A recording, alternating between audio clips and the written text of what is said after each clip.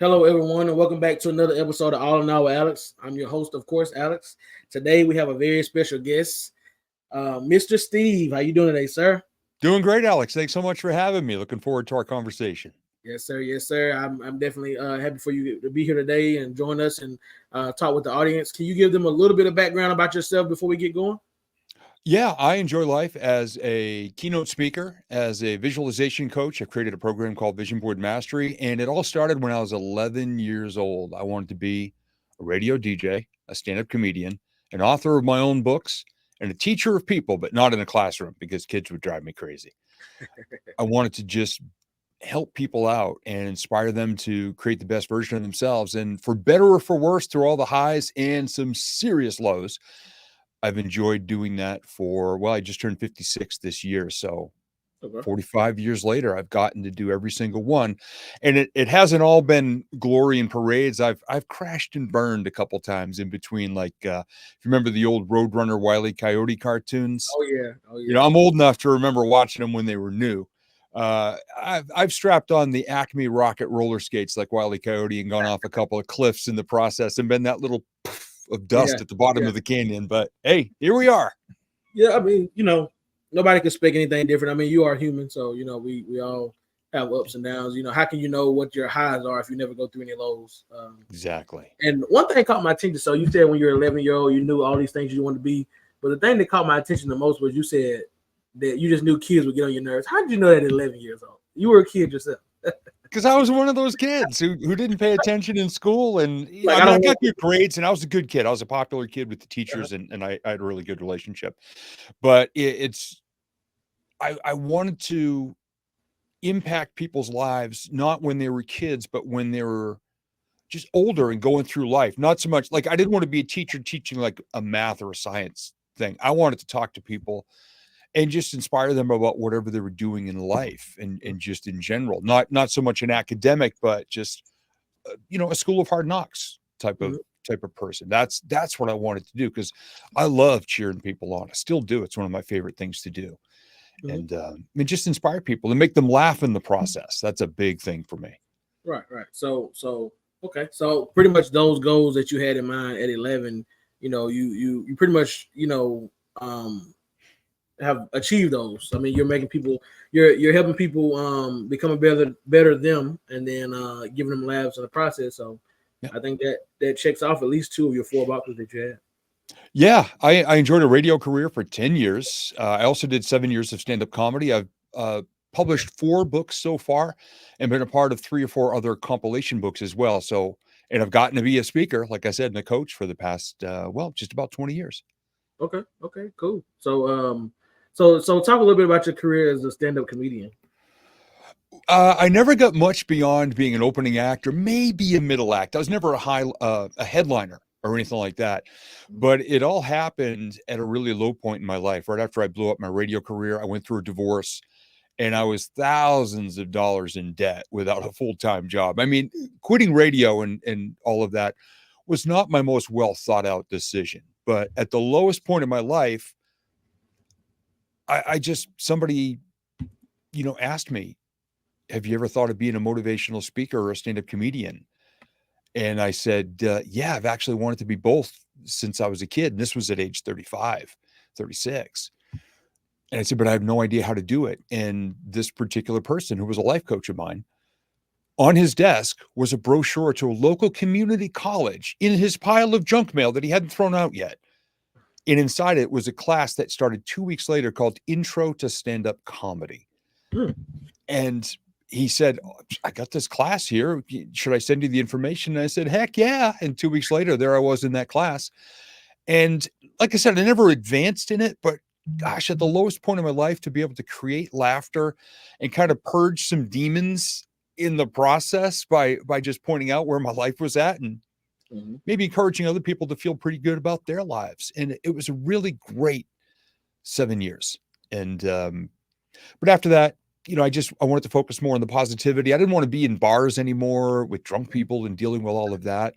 Mhm. So I just took all the mechanics of the stand-up comedy and brought it into my speaking, and it was the best decision I ever made.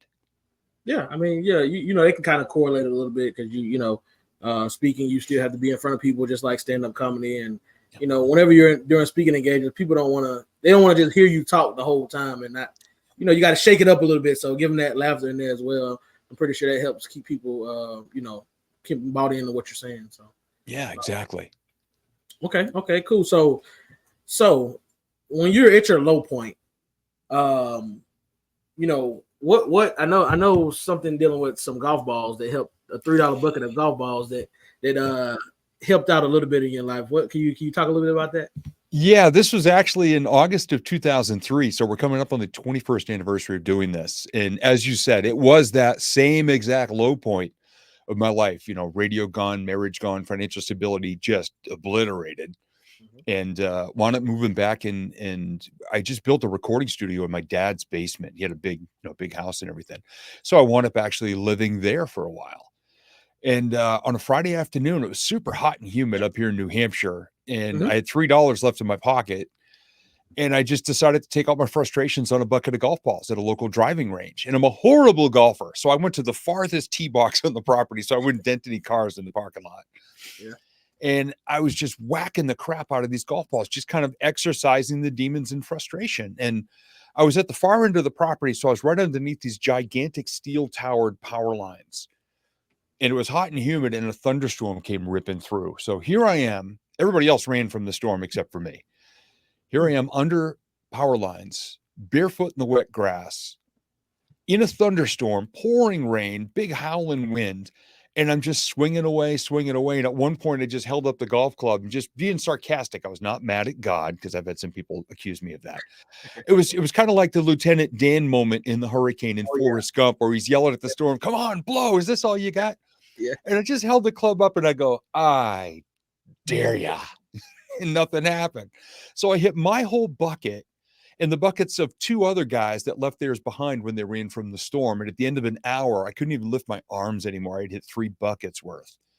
And I got to my car, and when I opened the door, the rain stopped and the sun came out, and I just started laughing. I thought that was the funniest thing. And it was my biggest laugh of the week. And the very next day, I was talking to a brand new life coach that I just started working with. And he asked, "How was your week?" So I told him that story. And when he stopped laughing, he was the guy that asked, "Have you ever thought of being a motivational speaker or a stand-up comedian?" And like I said, 2 weeks later, I was in a comedy class. A week after that, my first Toastmasters meeting to learn how to story structure and presentation and voice and all of that. Gave me the mechanics for all that stuff. But it all, people ask, what was the pivotal moment in your life? I just say it was a $3, literally, bucket of golf balls that changed the game.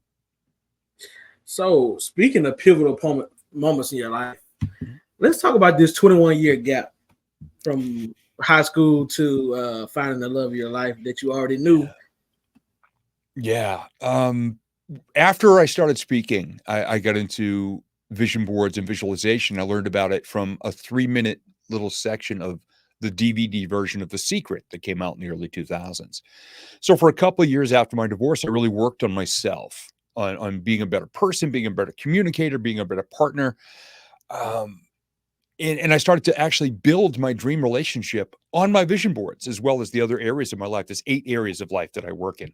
But for the relationship part, I started saying, this is the type of relationship I want to have, my dream relationship. This is who I feel I need to be. These are some of the things that I want to enjoy in my relationship. There were pictures of a man and a woman in a kitchen cooking dinner together, a guy piggybacking his lady through a brook so she doesn't get wet, and they're laughing, holding hands, walking on a beach, standing at the railing of a ship at sunset, just all this romantic stuff, because I'm a hopeless, helpless romantic. And I said, this is the type of relationship I want to have. And in early June of 2007, I actually wrote in my journal, I am ready to fall in love. And about 10 days later, I got an email that I almost deleted. I thought it was spam, and I opened it up again later that day and realized it was from this girl named Tina I'd gone to high school with. I thought, oh my gosh, I haven't talked to her I haven't seen her in 21 years. And I started to think about her going, I really kind of liked her in high school. I had a crush on her, but never asked her out. And 21 years later, about 10 days after I write down I'm ready to fall in love, she sends me an email and she says, oh, I live in Florida now, which is 1,300 plus miles from New Hampshire. And she just said, I looked you up online. Hey, we should keep in touch. And I tried to look her up on social media. She had no footprint anywhere. There's not a single picture of her to be found, and she wouldn't send me one. So for 4 weeks, just texting and emails and phone calls, we just started talking, and I'm making her laugh, and she still had that same sarcastic sense of humor. And I just started having feelings for her again. And about a month after that first email, she sent me a text and said, can I tell you something if you promise not to freak out? And I texted back, sure. Here's how I really felt about you in high school. When I saw your name online, when I got your email back, when I heard your voice. I love you. This is sight unseen from over 1,300 miles apart. And I texted her back. I said, you know what? I love you too. So I got to fall in love with my eyes closed, my heart wide open, with somebody I had a crush on 21 years prior, when I would have not even been emotionally capable of handling a real relationship. And we've just celebrated our 17-year anniversary recently on a Mediterranean cruise over in Europe. And it's just the greatest achievement of my life. And I still joke with her all the time. I go, you know, babe, if you ever end our relationship, you're going to demolish my speaking career. And she just laughs and goes, I know. The greatest accomplishment, achievement, and gift of my entire life. And I'm so blessed that I get to share things like this with other people to help inspire them and educate them on how they can pursue it. Okay. Yeah. So I saw your shirt. Tell me about your shirt. Is that your part of your merchandise? Yeah, the Got Vision shirt. You know, I had a buddy of mine. His name is Brian K. Wright, and he's a podcast host, and he is the founder of a magazine. And we went to an event one time, and he was wearing a T-shirt that says "Write Your Book," and it got so much attention. And people were coming over and going, "What do you do? What do you do?" And he kept telling people, "I help people write their books." And I was there saying, you know, I do vision board work. And Brian said, he goes, Steve, you should get a shirt with something interesting on it that gets people to ask questions and want to learn more about you. So I just, going off of the old Gut Milk campaign, I just said, Got Vision. And the first question I ever got asked was, oh, are you an eye doctor or an optometrist? I go, no, I'm not the guy you want doing LASIK surgery on you. Sorry, no. And I just said, you know, I help people to create the vision for their lives of who they want to be and what they want to have and how they want their lives to go. And it's become a really big part of all the work I do. So I wear this on stage. I wear it on Zoom calls, virtual events, and all the podcasts that I'm on as well as a guest. So the Got Vision shirt goes with me everywhere. I think I have 7 of them now. Okay. I used to have one, and it got a little sweaty here in the studio after a while. So my wife would come down and she goes, I'm going to take that upstairs and wash it. So yeah. Now I have 7 of them. So there's always a clean one to have. Yeah, that's right. Okay. Yeah, I just noticed it. I mean, you know, anytime you have your brand, you know, you always want to have it, front and center as much as possible. Actually trying to figure out some ideas on some merchandise for my podcast. So nice. I'll eventually get there. But yeah. So it's all baby steps. It's like an old wooden roller coaster. We have to go click, click, yeah. click, despite what people promise of, instant success. Oh my gosh, no. Click, baby, click. That's what that's the mantra with my visualization clients. Click, baby, click. Okay, nice. All right, so let's see. So I know you said since you were 11, it's something that you really want to do, but did you have like that moment that made you say, you know what, I'm just gonna finally just go ahead and do it? Like, what really made you just say, hey, I'm gonna start being, the motivational firewood guy? Yeah, that really started. The Motivational Firewood name and the brand actually happened when I attended my very first National Speakers Association of New England meeting. I went as a guest. Somebody just said, Steve, have you ever heard of NSA? I said, no. They said, well, there's a meeting down near Boston. You should go down there as a visitor and see what it's all about because you want to be a speaker. They can help you with the business end of speaking and all of these things. So I went down to the meeting and I see this table and all the paying members have nice lanyards and name badges. And somebody points to one of those little hi, my name is, and a Sharpie marker. They go, just write your name on there. So I write Steve on it, and the first person I see is a veteran member. And he says, "Hey, Steve, what brings you to us today?" I said, "Well, I'm becoming a speaker." He goes, "Great. What's unique about you as a speaker? What sets you apart?" And I said, "Well, I want to motivate people." He said, "Steve, we all want to motivate people. What makes you different? What's different about you?" And God love him. His name was Don. He had so much patience with me. And we must have talked for 3 to 5 minutes. And finally, after giving these weak answers that he kept saying, "Okay, that's not really unique," I finally said, "Don, look, if people are paying to hear me speak or coming to hear me speak," I said, "they got a spark of something in their lives they want to create, but they don't quite know how to bring it to light." I said, "If I share a story, a tip, a tactic, a lesson, an example, a case study, something that gets them to wake up the next day and do something about it, it's kind of like I handed them a piece of motivational firewood."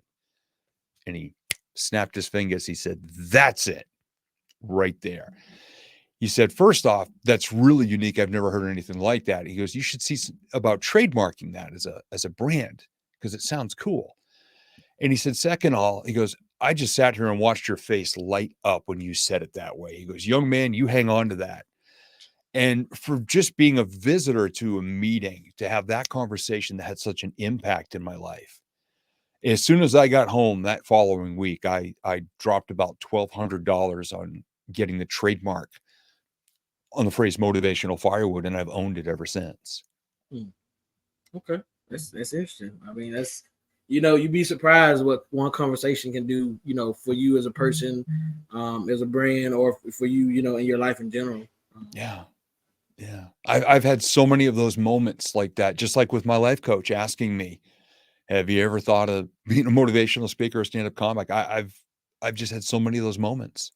Mm-hmm. And I'm always taking notes and always remembering the cool, unique things. And that's been, I got to say, these are the greatest life-changing moments that I've had looking back because I write everything down. Yeah, I mean that definitely helps. I mean, a lot of times you'd be surprised with what you missed because you didn't write something down, or what you forgot because you didn't write it down. Yeah. So what are the 8 major areas of life that you focus on, and why are they important? Yeah. So many people talk about, "Oh, I just want to have work-life balance." Like those are the only two things. Like you got work and then you got everything else. And it can be really hard to keep track. So I use a tool. It's a pretty common tool in the personal development world. I've tweaked it to the way that I teach things. It's called the life wheel, and it has 8 spokes on it. And basically your life is made up of your physical health, your emotional well-being. Imagine that, setting goals for the emotions you want to have, which is important. Your closest relationships, your core values, like your integrity, Mm-hmm. that guide all of your thoughts, your words, and your actions. It's kind of like your core set of rules that you operate by. Mm-hmm. Your faith and spirituality, if that's an important part of your life, which is kind of the same as the core values, but the authority comes from a higher power, whatever you choose to believe in. Right. Your connection to the world in a real way, which took a beating during the pandemic for a lot of people. And then your career and your money. And usually when I say all those 8 things, people go, "Oh, I don't know. That seems like a lot to keep track of. I'm just going to focus on one at a time." That's when I laugh and say, "Hey, look, all 8 of these things are working together 24/7. They build each other, support each other. They're so tied and wired together that if you just even select one, it can impact all of the others." So that's why I encourage people to be thinking of all these areas at the same time. Like just say, for example, you get some better sleep at night, you eat better, you exercise a little bit, you take care of your physical health. Great. You'll sleep better. When you sleep better, you wake up more focused and more confident. And so you can work more efficiently. When you work more efficiently, you make more money. When you can make more money, you can buy back some time and freedom and spend time in your closest relationships, quality time with people. Yep. If you do it all in accordance with good core values, so you're never looking over your shoulder, your emotions are better and you're having better interactions and connections with people. And operating by whatever faith you choose to believe in, that's a big part of it as well. Because again, you don't have that crossed wiring in your behavior and your thoughts. That's all 8 areas right there because you chose to take better care of your physical health and it made you better for all of those other things. And usually when I explain it that way, people go, "Oh, got it." Yeah, yeah, and is I guess it's not as simple as they thought it would have been. So they like, Yeah. they try to shortcut stuff. Yep. Well, there's way too many shortcuts and instant fixes out there. And oh my gosh, I shake my head and I just laugh when I see people saying, you can lose weight without exercising or changing your diet. And I'm like, yeah. And for most of them, one of my health coaches says, he goes, oh yeah, those things are fine. You might want to find a really good deal on a lot of toilet paper real fast. And I'm like, yeah, that's what I hear about some of the side effects of these things. He goes, yep, there goes your weight right there. Yeah, that's right. So Yeah, that's why I choose to do it right. And I work out at least 5 days a week and eat better food, stop drinking alcohol just over 38 months ago, because it was a lazy habit that was starting to impact my life and my health. So walked away from that, quit a 16-year 5-hour energy habit in late November of last year. And that has unclogged a lot of the, the high, the low, the fast, the slow, my heart and everything like that. I mean, there's enough vitamin B in there to make a dead rhino tap dance. And it was having an adverse effect on me by the end. It was like my blood system was pumping sludge. So all of these little decisions are trickling into greater impact on all the other parts of my life. Okay. So, what's, without giving away too much, Sure. What approach do you go towards when you're trying to create effective action plans for your clients? We have a lot of conversations, and it usually starts off with me saying, asking, so what do your goals look like? And a lot of times, of course, if people are coming to me for the first time, they've listened to all these other gurus and they go, oh, I made a vision board. It's got a Lamborghini, a yacht, a mansion, a private jet, big honking gold watch, and a bank vault full of gold bars and piles of cash. And I just go, okay, that's a letter to Santa Claus, but there's nothing wrong with any of that. So I go, okay, that's what your goals look like. And that's fine. What do your goals feel like? What do they sound like? What do they taste like? What do they smell like? And usually when I get to taste and smell, they start laughing. They go, what do you mean? What do my goals smell like? And what I start to do is ask them more about their goals. And we actually create a story and an emotional connection between them and their goals. So it's not just this wish list of things they've slapped on. I'm like, okay. And we start talking about the importance of all of their senses to create this experiential component to their vision. So it's not just what they're looking at, putting on the wall and hoping for the best. It's actually immersing them in having it or achieving it and the person they'll need to become to achieve it. Some people in the DVD version of The Secret, they had a genie and a magic lamp, which for me, that was the part of The Secret I really didn't care for, because it made it seem like you could just wish for something and you'd get it. Now, if you wish for it and you're in tune with it, it increases the odds that you may be aware of the opportunity to get closer to it. But it doesn't necessarily mean you're going to be the right person, the right version of yourself to achieve it. So we go deep into all of these things. And I had a woman at a speaking event, this is about 12 years ago, and they wanted me to talk about visualization and law of attraction. So I said, okay, does anybody here have a car they would love to drive, a dream car? And this little lady, at that point in her early 60s, raised her hand. And she says, I want to drive a Corvette. I'm retiring next year, and I want to drive to the beach at least 3 days a week. I said, all right, here we go. What color? She said, bright orange. I said, hardtop or convertible? She goes, oh, convertible. I'm going to the beach. Interior, cloth or leather? She goes, oh, honey, black leather. I thought, okay. Who's going to be on the radio or in the speakers in the sound system? She goes, Elvis Presley. She was a huge Elvis fan. I said, all right, what's your favorite place to eat at the beach? And she goes, oh, that fried dough place. Now here in New Hampshire at Hampton Beach, we've got a famous place called Blink's Fried Dough. And everybody here, whenever they hear Blink's Fried Dough, they go, So I said, okay, you want a bright orange 74 Corvette, convertible, black leather interior, cranking Elvis Presley, going to the beach to eat your favorite fried dough. She goes, yep. And I said, all right, how many people can actually feel everything she just said? Feel the interior, smell the leather interior, smell the fried dough, hear Elvis, see a bright orange Corvette convertible. And a whole bunch of hands went up. I said, that's visualization right there. And I said, is there a dealership around here who has that car that you want? She goes, there's one I've had my eye on. I said, good.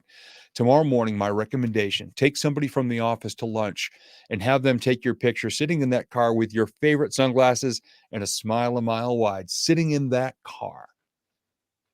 Put it on your desk until the day you retire, and then put it on your fridge. until you get that car.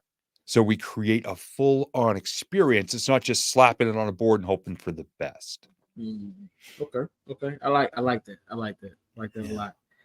It like visualization. When you're being so specific, then it's easier to see. Because if you just said, "Oh, I want to have a Corvette and drive it," but when you go into the details of the color and the leather seats and what's on the radio and what you're gonna eat, things like that, it like you said, it helps bring better visualization to it. So.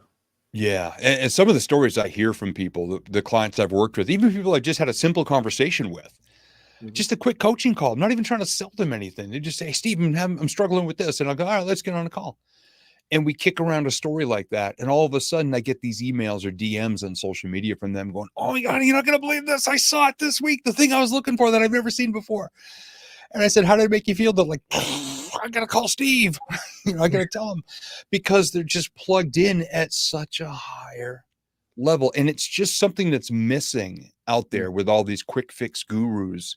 It's one thing that frustrates me about my own industry. It's just how much slick, super secret formula stuff is out there. And I'm over here just saying, do the work. Have the vision, make the plan, have an emotionally connected why you want something, so that a little pebble won't become a Jersey barrier and stop you, from going. That's huge for me, is knowing your why. And I've got a why for everything. I mean, I've been working out for the past 3 years. I'm down a little over 20 pounds because as we age, my wife Tina and I were both 56 this year. Okay. I want us to be walking on a beach, holding hands and smiling and loving on each other, not going to doctor visit after doctor visit because we made bad choices in our 40s and 50s. Right. So I'm up at 5 o'clock every morning, Monday through Friday, at least, and bonus workouts on the weekends, taking care of myself and being more flexible and stretching and building muscle and building up my immune system and taking care of my brain. And because that's my why, is I want us to grow old, holding hands, just still head over heels in love. And that's why I get up early every morning, do that workout.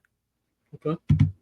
That's a good why. I mean, you don't get much better than that. Yeah, trust me, I'd love to hit snooze in the morning, but when I started working out, Tina bought me a new clock, doesn't even have a snooze button. Oh wow! Yeah. She goes, "I'm helping you." I'm like, okay. You got to unplug it from the wall.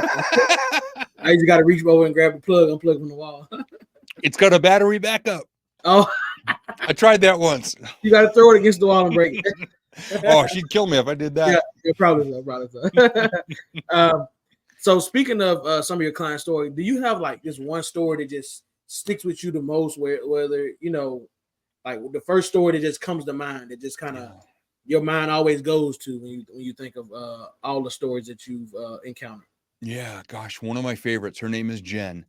And Jen works for a company that I've been speaking now for every January. This will be our 17th year, I believe. I do vision board workshop with this company. And Jen came up to me one year and she goes, okay, I've got a really unique goal, but I don't know quite how to pursue it or go after it. And so we got on a phone call, started doing some one-on-one coaching. And she wants to go on a safari to Africa on the plains of the Serengeti, a guided safari, because she loves giraffes and she wants to see a giraffe in its natural habitat.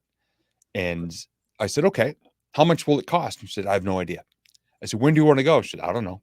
I said, okay. So we started going through the sights, the sounds, the smells, all of this. And I said, well, okay, what you also need to do is educate yourself on the size and the details of this goal. So I said, reach out to a travel agent and see how much it's going to cost. And then based on how much it's going to cost, you tell me, in addition to paying for all your bills and taking care of all these other parts of your life, how long you think it will take you to set aside that amount of money. Well, it was going to cost $10,000. So she said 2 years. Great. And I started to think, I went, giraffe, Africa. And I'm big on hashtags and mantras. So I put them together. She became known as Giraffrica Jen for more than 5 years total now. And so I went on Amazon during one of our calls and I sent her the link. I found these little decals, like shower decals of a mama and a baby giraffe just standing there, little silhouettes. So I said, here's the link for these. She put them in her shower So every day when she was getting ready for her work and taking her shower, she would put her hand on the giraffes and say, I'm coming to see you. She started to share it on social media. She did a weekly Facebook Live call every Friday with her customers, her clients, and her team members. And she would, hey, it's Giraffica Jen. And she started talking about the reason why she was building her business up. People started to send her giraffe jewelry, giraffe stickers, giraffe pen sets with all these jungle animals. Anytime anybody saw anything about a giraffe online, they would tag her name in it. And all of a sudden, everyone started to know her as Giraffica Jen, and she was getting all this love and all this energy. And I said, now you got to figure out a way to track your results along the way. Click, baby, click. He said, well, I don't know how to do it. Like, they have those thermometers you see for fundraisers and they color in the lines. She goes, I want something really cool and unique. So I found this coloring book, a kid's coloring book. Mm-hmm. And I found a page with a giraffe and it had 12 spots on it. So I put her name and her then fiance's name. They're now married. And I put 500, 500, 500, 500, 500. Each one represented a total of $5,000. Every time she banked $500 for her trip, she'd color in one of the spots on a Facebook Live to all of her downline and her client base. And she celebrated it every time she reached that milestone. And she was in tears when she hit it, just a hair over the 2-year mark. Oh, wow. When she reached her goal, and just in tears, coloring in that final spot with all her people on a Facebook Live. There's a radio station up here in New England that I actually used to work for, that every Friday they played the song Africa by Toto after they played this certain game at about 6:35 a.m. And I told her about it. So every week she would get up early and she would listen to Africa Friday on this radio station. So it was like she got bombarded by all of these things, Africa and giraffe related, constantly. And she was all set to go on the trip, and then COVID happened. And it's been delayed 4 times. She is going next year. She sent me a message. She said, finally, the Giraffica trip is on. So it's been a long time coming, but she is my favorite of the big stories of going from just asking me a simple question of how do I pursue this? How do I put it on my vision board? To this amazing thing. I mean, she's got people all around the world that know her as Giraffica Jen. Yeah, well, talking about building a brand, she branded herself off of the trip, Yep. So I mean, that's interesting. I've never heard a story like that before. No. Yeah, I've got a bunch of people like that. That's the biggest one. That's the most in-depth one. But gosh, I've got so many people that have done similar things, smaller than that, but their minds got blown when the opportunity showed up, and they got to show themselves what they could do with just a little bit more knowledge, or maybe bouncing it off the wall a different way. That's what I love to do most as a coach, is just have conversations and bounce things off the wall a different way. Mm-hmm. Yeah, I mean, that's one thing about life. We all have different ways to look at things, and so sometimes you may be in the right area looking for something, but maybe you just change the angle of the way you're looking at it. So, yeah, absolutely. So, what role does self-reflection play in your coaching process, and how do you encourage it in your clients? Oh, it's absolutely huge. I mean, there's so much noise around us every single day. And if you look at social media, you got rage bait, you got all these clickbait, you got all this stuff around, you got all this crazy negativity and screaming and crying and complaining and nagging and all these things going on out there that people get all caught up in. So I highly recommend to people to take a little time each day. For me, it works really well in the morning when I'm first getting started. I work out and I'll write up my gratitude journal when I get to my desk, and I'll write down my 3 favorite positive things from the previous day. And it's usually specific moments that made me happy or made me think or brought me joy or made me love a little bit or care about somebody a little bit. And the more we can do that, the more we can pause all that noise from the outside world and actually connect with a really positive emotion. That's a great way to start every day.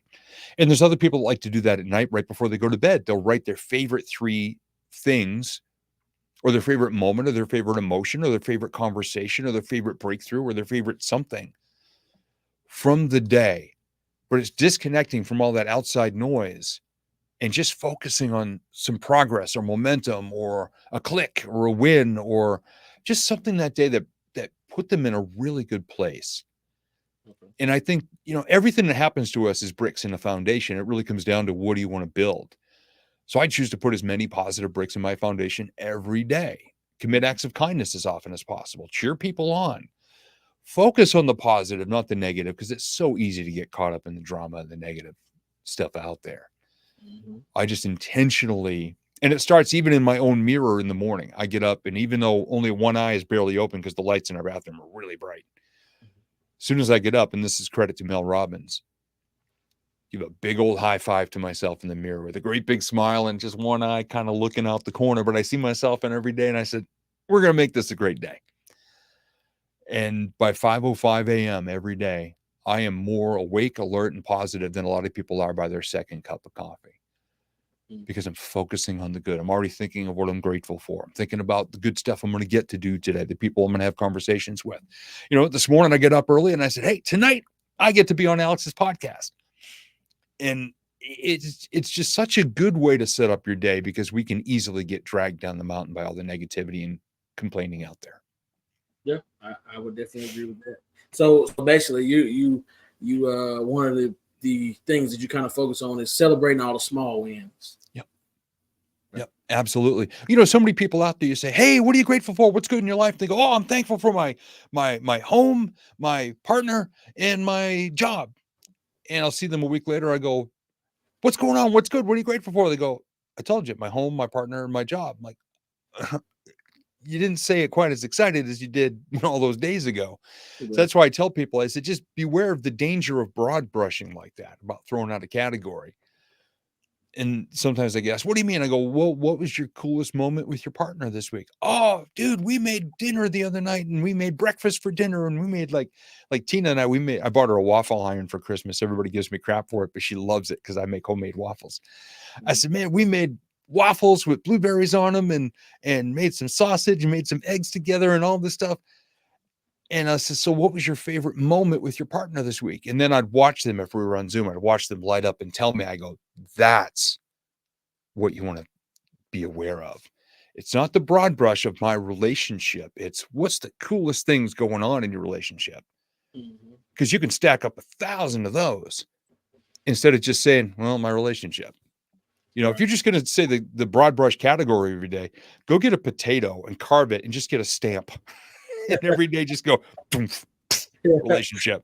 Yeah. I prefer, gosh, I write something down on my gratitude about Tina almost every day. Some cool moment that happened that we made happen. Silliness in the kitchen is one of our hashtags. We make dinner together at least 4 nights a week. And we've got Alexa.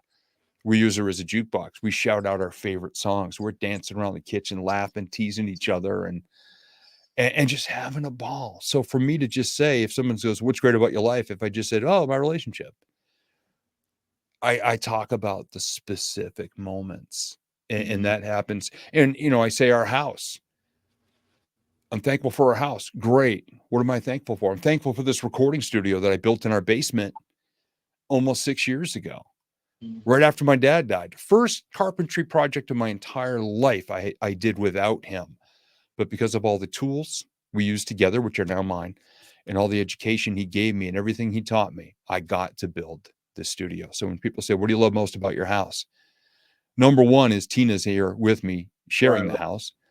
And number two is this recording studio that I built. It is the most important carpentry project I ever did in my life. Yeah.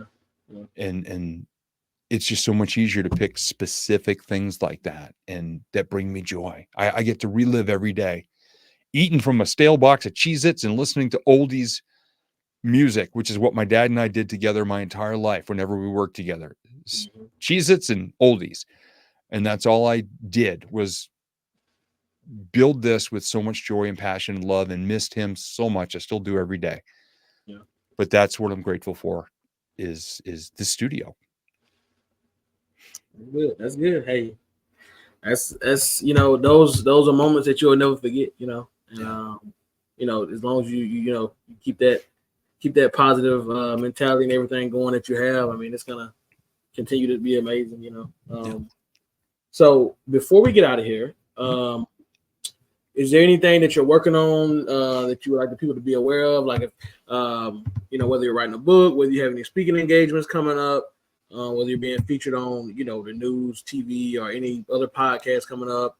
And then also, where can people, find you to, maybe if they want to have a conversation with you, as far as whether they need to reach out to you on social media or whether you have a website or something or a phone number? Yeah. Oh gosh, you can find me all over social media on especially Facebook and LinkedIn. I'm very busy there. Just under my name, Steve Gamlin, which is Gamlin. And my website is stevegamlin.com. Nice and easy there. Gosh, I've got some stuff coming up. We've got a 5-day email process. It's going to be free, like a lead magnet. That's coming up very soon. That's going to be launched soon. And it's a good basic easy training to help people to understand how visualization really works. And, I've got a program.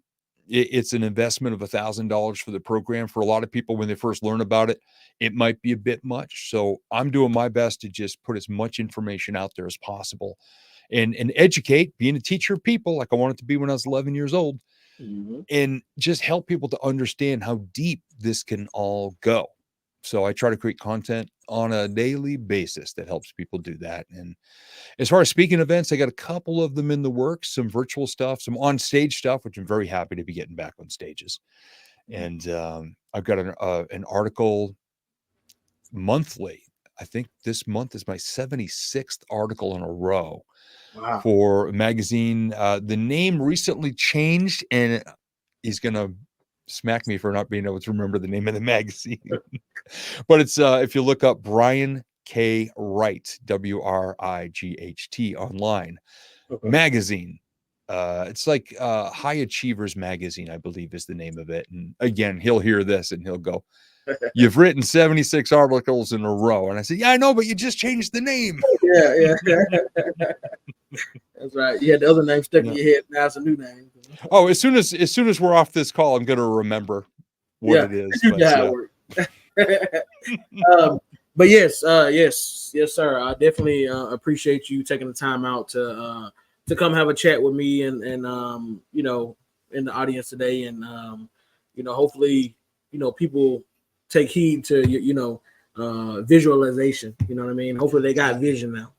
Yeah, I hope so. And I hope that people, wake up the day after hearing this and they think one more positive thought. They believe in themselves a little bit more and they understand how visualization works, maybe a little bit better than before they heard our conversation. I hope so. Yeah. That's a true goal. So once again, I thank you for your time. I thank you. I know you have a really busy schedule, so I definitely thank you for coming to have a conversation with me.